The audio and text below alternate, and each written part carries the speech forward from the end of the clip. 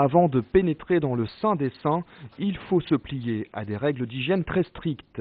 Derrière ces vitres, on fabrique des prothèses mammaires. Les implants utilisent du silicone à la fois pour l'enveloppe et le remplissage. Chacune de ces matières premières est approuvée par la FDA, l'agence américaine du médicament.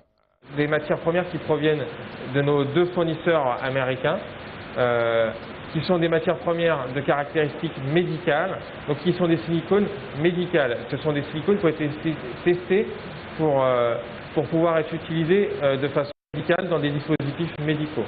Après plusieurs trempages et couches successives, ces enveloppes sont mises au four. Reste l'étape du démoulage des enveloppes. Elles vont passer au rinçage et subir un autre test. Ce contrôle va permettre de vérifier l'étanchéité des enveloppes. 100% des enveloppes sont contrôlées.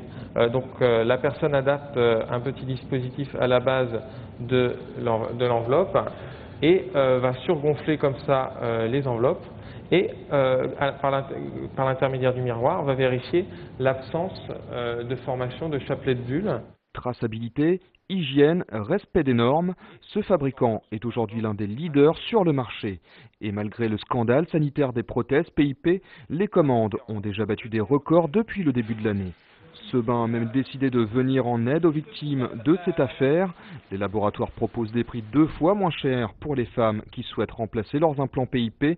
Un geste de soutien, précise la direction. Et on se doit par rapport à un tel scandale être en soutien. Donc on a décidé d'être en soutien.